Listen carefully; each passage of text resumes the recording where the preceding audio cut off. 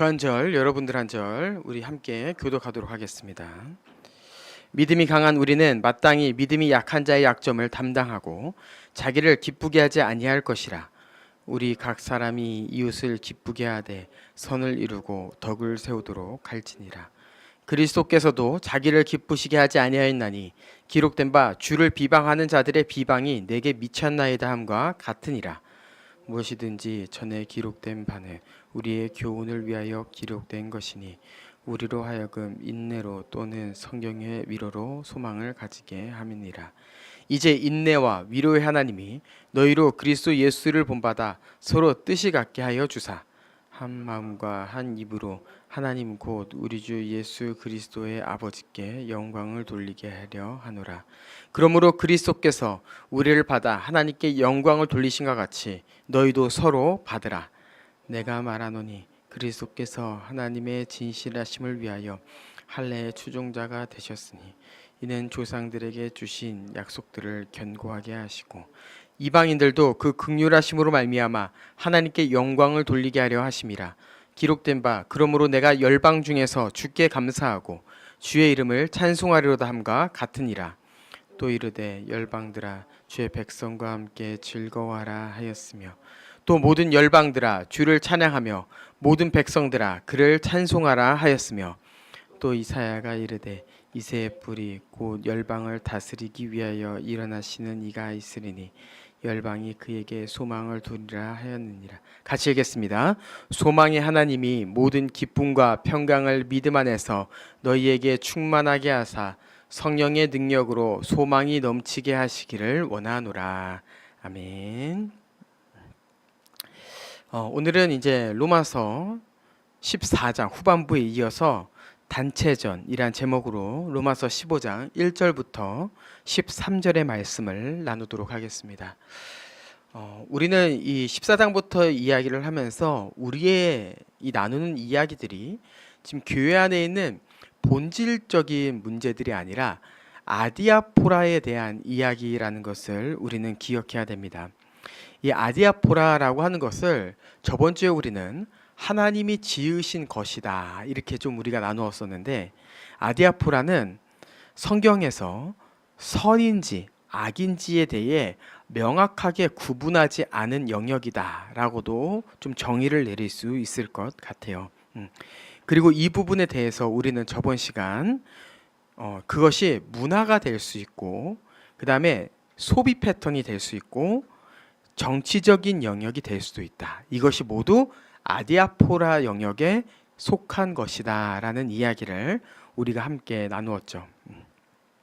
오늘은 이제 이 부분에 대해 마지막으로 함께 나누며 본질적인 부분에 대해서는 교회가 명확하게 해야 하지만 비본질적인 부분에 대해서는 우리가 어떻게 적용해야 되는지 마지막 우리 함께 나누도록 하겠습니다.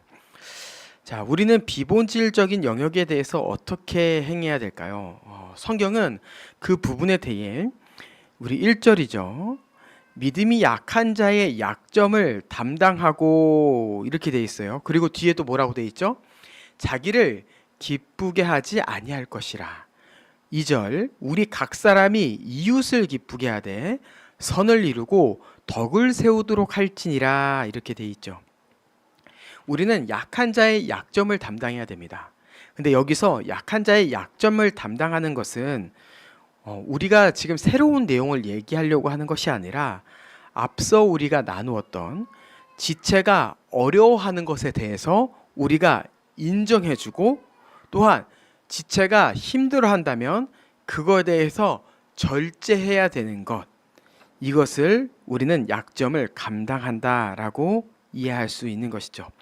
그래서 어떤 지체가 나의 음주 생활에 대해서 어려워한다 라고 한다면은 우리는 그 부분에 대해서 왜 어려워하지? 라고 할 것이 아니라 어려울 수 있겠다. 그리고 또 어떤 지체가 나의 소비 패턴에 대해 이해하지 못한다면은 왜 이해를 못해? 라고 생각할 것이 아니라 그럴 수 있겠다라고 생각을 해야 되는 거예요. 이게 바로 성숙한 성도의 모습입니다. 그리고 그 부분에 대해 이것은 나만 참으면 되지라고 하는 개인적인 영역을 넘어서, 개인적인 인내를 넘어서 이 절제를 통해서 한 몸인 지체에게 유익이 되고 도울 수 있다라는 생각을 해야 돼요. 오늘 설교의 제목이 뭐였죠? 단체전이라는 제목이었죠. 우리는 14장부터 이야기를 나누면서 그 부분에 대해서 우리가 지체가 연약할 수 있겠다, 내가 참아야지, 이런 이야기를 많이 들었는데, 이 부분에 있어서 우리의 생각은 이 영역이 한 개인의 신앙의 차원이 아닌 로마서 14장부터 지금 교회 전체가 한 걸음 한 걸음씩 함께 동행하고 있는 그림을 그려주고 있구나라는 생각을 우리는 해야 되는 겁니다.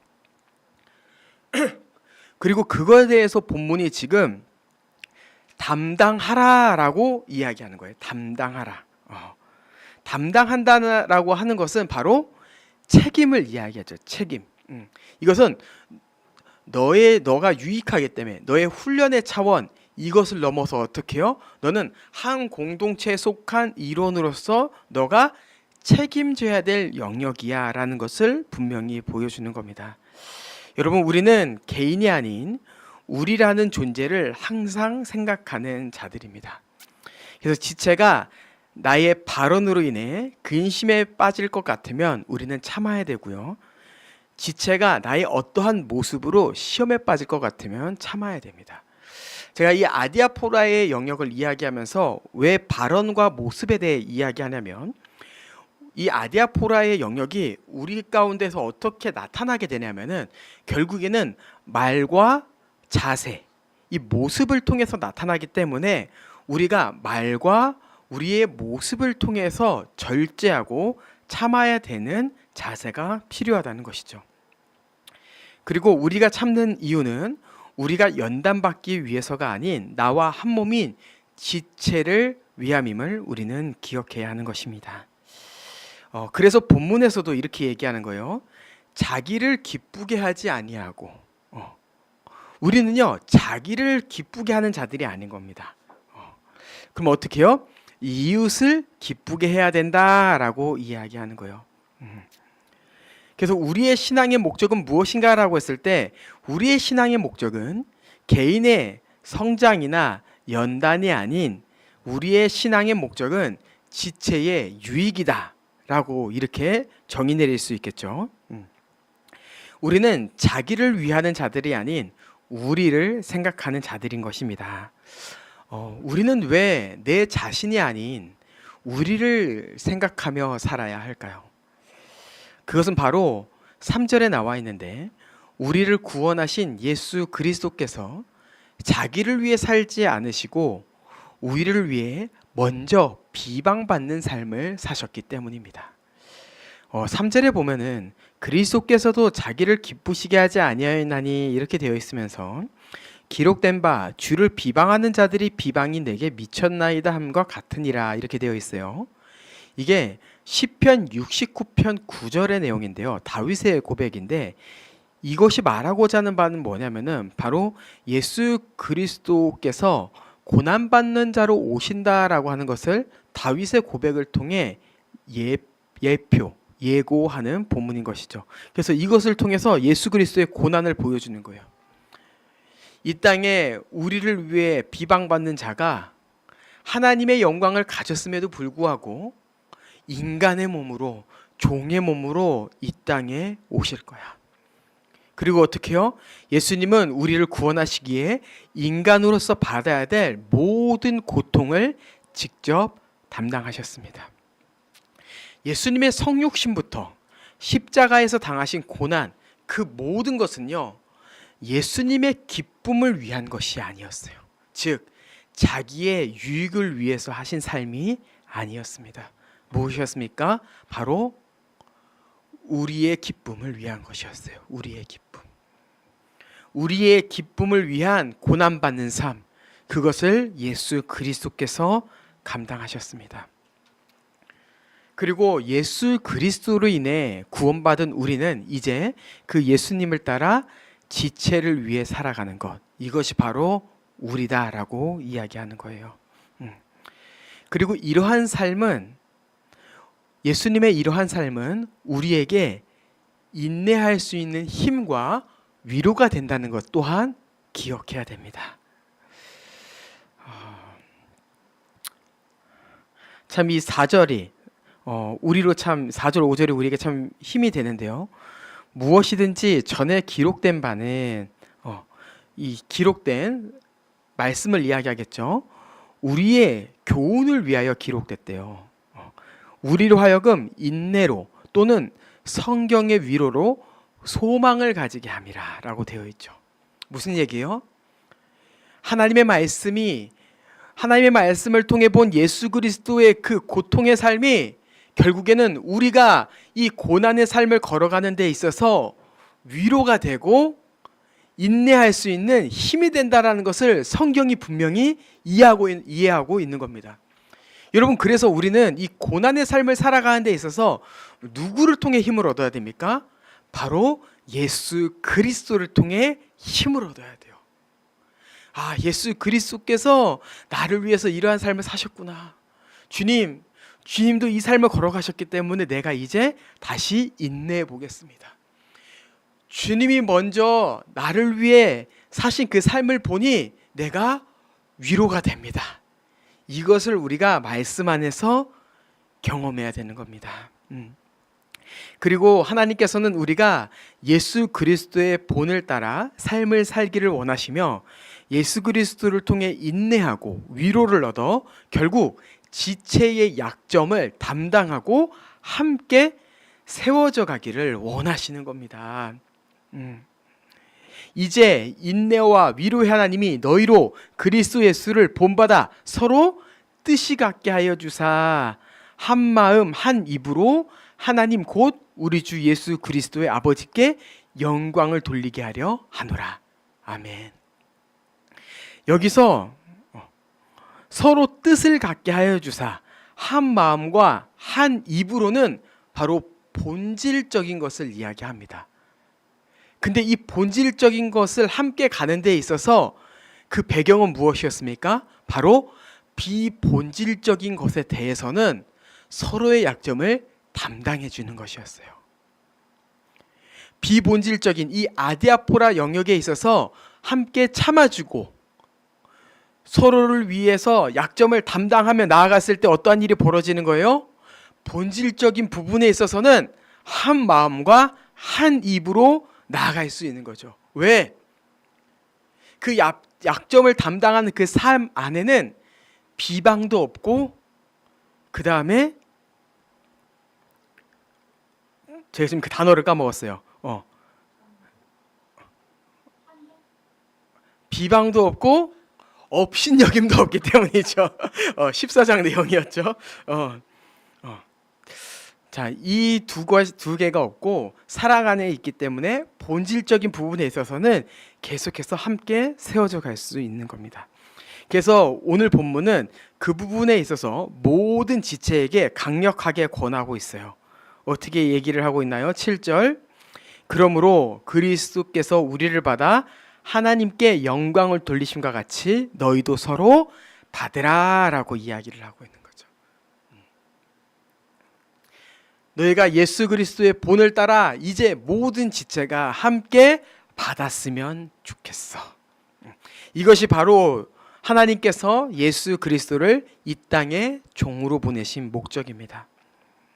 한 개인만 자라고 한 사람의 신앙만 성장하는 것이 아닌 서로를 받음을 통해 함께 공동체가 살아가기를 원하셨어요.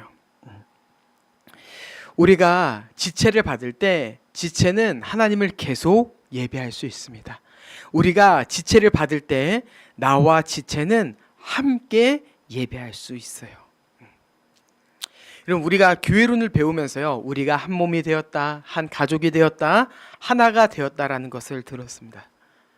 그런데 우리가 같은 장소에서 같은 예배만 드리면 한 몸입니까? 우리가 같이 수련회에 참석하기만 하면 한 가족입니까? 같이 식사에 참석하면은 그게 하나로 살아가는 걸까요? 예배, 수련회, 식탁 교제 너무나 중요하죠.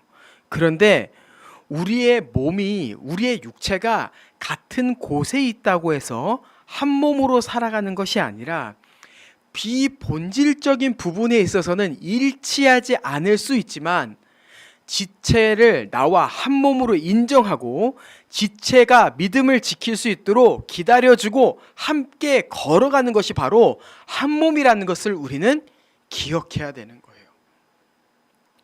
그래서 여러분, 앞에 얘기했던 그 약점을 담당하라라고 하는 것은 굉장히 능동적인 액션임을 기억해야 됩니다. 이것은요, 개인의 인내를 훨씬 뛰어넘는 차원이에요. 이 담당하라고 하는 단어는. 예를 들어서 이어달리기를 한다고 생각했을 때 뒷주자가 바통을 들고 나에게 달려오죠. 근데 인내라고 하는 것은요, 뒷주자가 나에게 바통을 전해줄 때까지 기다리는 게 오래 참음입니다. 근데 약점을 담당하고라고 하는 것은 무엇이냐면은 뒤에 있는 주자가 지쳐서 속도가 느려졌을 때 앞에 있는 주자가 그 지체를 위해서 좀 더 뒤로 가주는 것. 여러분, 이게 바로 담당하고예요. 담당하고. 교회의 삶이 이렇다라고 하는 겁니다. 뒤에 있는 지체가 너무나 느려. 그러면은 내가 기다려줄게. 빨리 와. 왜 이렇게 느려? 빨리 와. 그래야지 내가 빨리 출발하지. 이런 게 아니라 느리네. 내가 가야겠다 하고 턴을 하는 거예요. 뒤로. 이게 바로 약점을 담당하고입니다. 이해해주고 용납해주는 것. 저는 이것을 좀 더 잘 보여주는 것이 바로 스피드 스케이팅 단체전이라고 생각합니다. 여러분, 스피드 스케이팅을 저는 잘 모릅니다. 그냥 국가대표가 이상하 선수가 있었다, 이 정도로 아는데요. 이 단체전의 룰을 보면은 굉장히 독특한 룰이 있어요. 스피드 스케이팅은 이제 3인 1개조로 달립니다. 근데 3인 1개조가 세 사람이 동시에 달리는 거죠. 근데 그 단체전의 기록의 기준은 누구냐라고 했을 때 단체전의 기록의 기준은 바로 맨 뒷사람이에요. 맨 뒷사람이 언제 들어왔냐에 따라 그 그 팀의 기록이 결정되어집니다. 근데 여러분들이 쇼트트랙이나 스피드 스케이팅을 이제 동계올림픽 때 보면 알겠지만 스피드 스케이팅은 절대로 혼자 달려서는 좋은 기록을 낼 수 없어요. 어떻게요? 힘이 있는 주자가 앞에서 바람을 막아줬을 때 그 뒤에 있는 주자들이 그 맞바람을 맞지 않고 함께 끝까지 달릴 수 있는 것. 이게 바로 이 빙상 종목의 특징이죠. 그래서 스피드 스케이팅의 단체전은 함께 협동하여서 서로 돌아가면서 선두 주자가 되는 게 굉장히 중요해요. 근데 이러한 모습이 결국에 저는 교회라고 생각하는 거예요. 총성이 울렸습니다. 근데 그때 모든 지체들이 달려가기 시작하는 거예요. 믿음이 강한 자가 열심히 달리겠죠. 근데 그 믿음이 강한 자는요, 믿음이 약한 자한테 야 빨리 좀 와.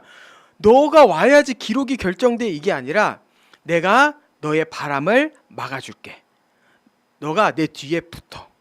그리고 지체가 힘이 빠지면 어떻게 해요? 두 번째 있는 주자가 이제 내가 힘을 충전했어. 이제 내가 선두에 쓸게. 너가 뒤로 와서 내 뒤에서 바람의 보호를 받아. 여러분, 바로 이게 교회인 겁니다. 주님께서는요, 우리 한 사람에게 집중하고 계시지 않다라는 걸 기억해야 돼요.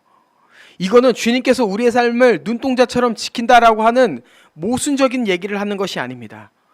무슨 얘기를 하는 거냐면은 주님께서 우리의 신앙을 봤을 때 결국에 주목하고자 하는 것은 뭐냐면은 한 사람이 아닌 우리 공동체에 주목하고 있으며, 우리 공동체를 어떻게 평가하시냐면 이 주자에서 가장 뒤에 달리고 있는 믿음이 연약한 자가 지금 어떻게 달리고 있는가라는 것을 주목하고 계신다라는 것을 기억해야 되는 거죠. 그래서 이 뒤에 나오는 이제 8절 이제 뒤에 보면요, 9절부터 해서 12절까지 다 인용 구절이에요. 또 이르되 또 또 이사야가 이르되, 여러분 다 이 얘기 나오잖아요. 이게 뭐냐면은 하나님께서 유대인들만 가는 것이 아닌 이방인들도 함께 걸어가게 하시기 위해서 지금까지 구원 역사를 베푸셨어라는 것을 보여주는 구절입니다.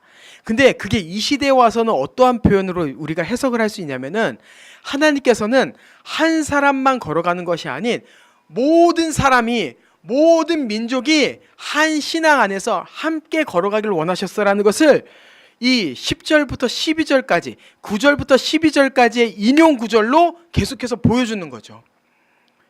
여러분, 우리는 신앙생활을 하며 함께 걸어가고 있습니까? 우리는 옆에 지체의 약점을 담당하고 있습니까?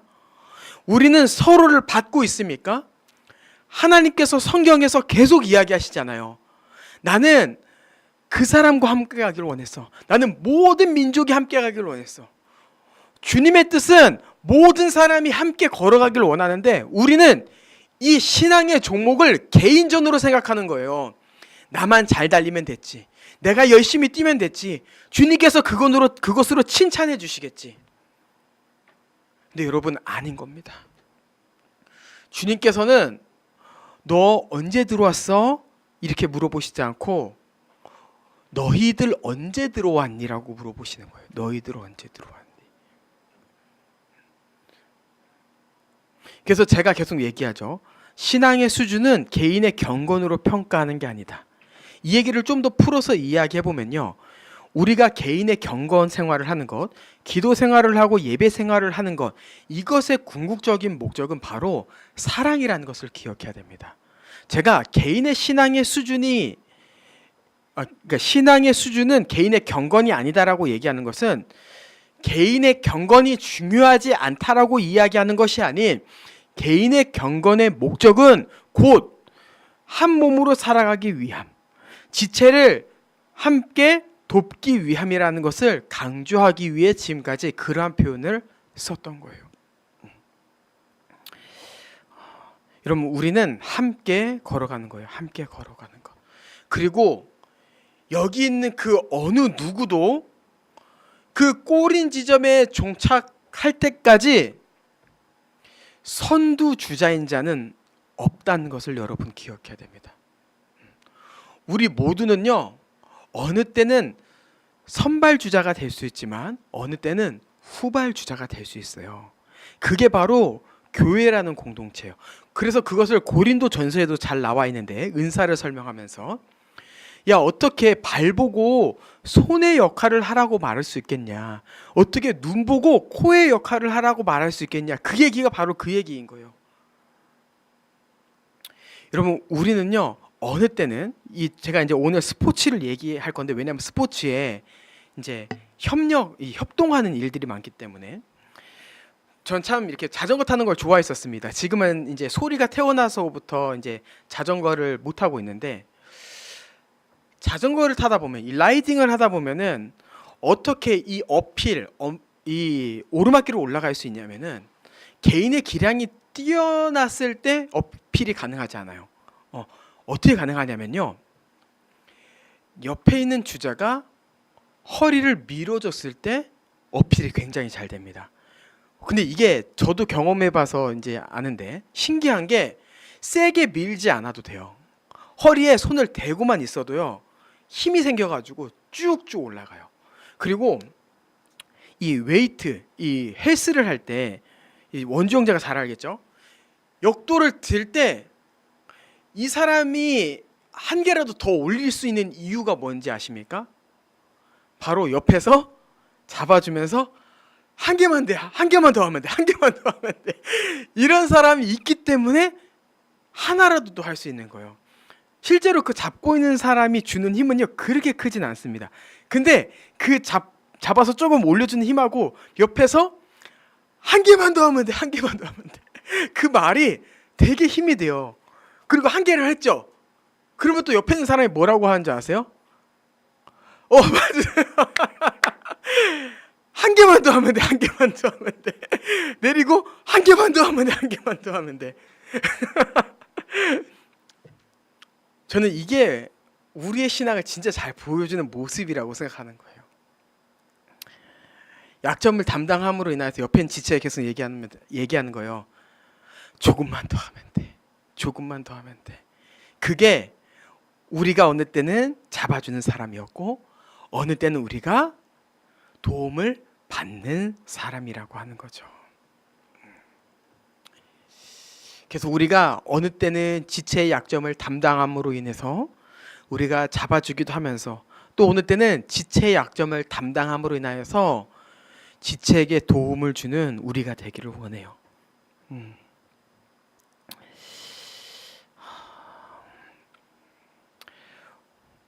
여전히 우리가 예수 그리스도의 본을 따라 살지 못하고 모든 지체가 서로를 책임지며 함께 나오기를 원하셨던 그 하나님의 뜻을 기억하지 못하고 여전히 개인전으로 이해하고 있다면 뒤에서 따라오지 못하고 있는 지체를 생각하며 속도를 낮추고 함께 걷는 우리가 되기를 원합니다. 우리가 서로를 책임지는 공동체가 되었을 때 우리가 누리게 되는 은혜는 무엇일까요? 13절 우리 한번 읽어볼까요? 13절 시작. 소망의 하나님이 모든 기쁨과 평강을 믿음 안에서 너희에게 충만하게 하사 성령의 능력으로 소망이 넘치게 하시기를 원하노라. 아멘. 우리는 믿음 안에서 기쁨과 평강을 누리게 될 것입니다. 여러분, 우리는 저번 시간 이런 이야기를 나눴습니다. 14장 17절이에요. 하나님의 나라는 먹고 마시는 것이 아니요 오직 성령 안에 있는 의와 평강과 희락이다. 이 말씀을 우리가 저번에 함께 나누었죠. 거기서 우리가 먹고 마시는 것을 무엇으로 정의 내렸습니까? 바로 내 지식, 내 권리, 내 양심이었습니다. 우리가 교회 안에서 비본질적인 것을 가지고 내 지식을 내세운다면 우리는 즐거운 신앙생활을 할 수 없습니다. 우리가 비본질적인 것을 가지고 우리의 권리를 주장한다면 우리는 평강을 누릴 수 없어요. 그리고 우리의 신앙의 양심을 비본질적인 걸 가지고 주장한다면요, 우리 안에는 더 이상 기쁨과 평강이 없는 것입니다. 바로 지체의 약점을 담당하며 함께 걸어갈 때 주님께서 허락하시는 것은 뭐예요? 우리 모두가 예수 그리스도를 믿는 믿음 안에서 기쁨과 평강을 누릴 수 있는 거예요. 교회가 맨날 나들이 가지고 싸우면은 여러분 그게 재밌습니까?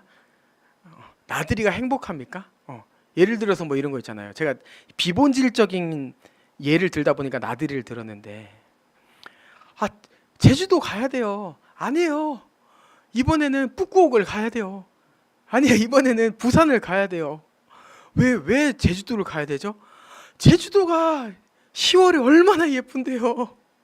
여러분, 그게 본질적인 겁니까? 아니에요. 근데 그 비본질적인 것을 우리는 어느 때는 너무 본질적인 것으로 여겨서 내 주장이 꼭 교회 안에 들어가야 되는 것 마냥, 내가 이 제주도를 가기 위해서 몇 년을 잡았는데요, 이제 기회가 왔는데 비행기 값이 비싸다고 안 간다고요? 그 사람이 억울할 수 있겠죠. 그 사람이 정말 몇 년 동안 참았을 수는 있어요. 근데 교회는 그러한 것을 가지고 자기 권리, 자기 주장을 내세우면 안 돼요. 나들이뿐만이 아닙니다. 여러분, 교회 안에는요, 실제로 결정하는 데 있어서 저는 비본질적인 것이 80%라 생각해요. 우리의 수많은 것들은요, 대부분이 비본질적인 것을 가지고 싸웁니다. 다음 주에 무엇을 먹어야 될지, 다음 나들이는 어디로 가야 되는지, 이러한 부분에 있어서 우리는 그것이 중요한 것이 아니라 우리가 그 비본질적인 것에 선을 명확히 긋지 않음으로 말미암아 그 비본질적인 것으로 어려워하고 있는 지체가 이 믿음의 경주를 끝까지 갈 수 있도록 돕는 것.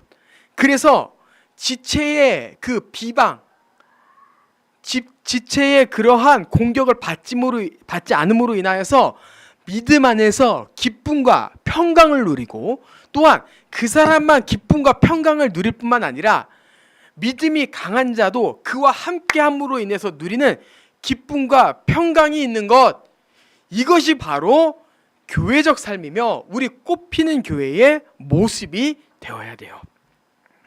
그리고 그때 어떻게 해요? 그때 소망의 열매를 맺게 되는 거예요. 소망의 하나님께서 성령의 능력으로 소망이 넘치게 하시는 것입니다. 우리의 소망은 무엇입니까?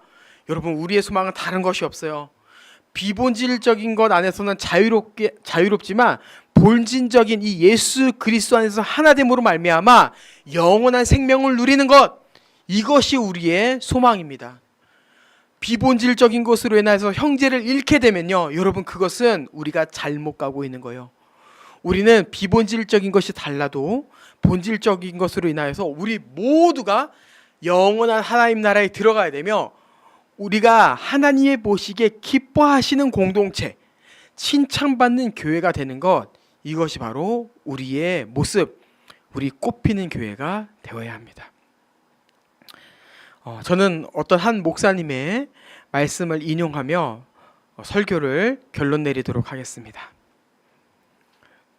본질적인 것에 대해서는 일치를, 비본질적인 것에 대해서는 자유를, 모든 것에서 사랑을, 이 문구를 기억하며 우리가 이 아디아포라 영역에 있어서 건강하게 적용하는 우리가 되기를 원합니다. 우리 함께 찬양하도록 하겠습니다.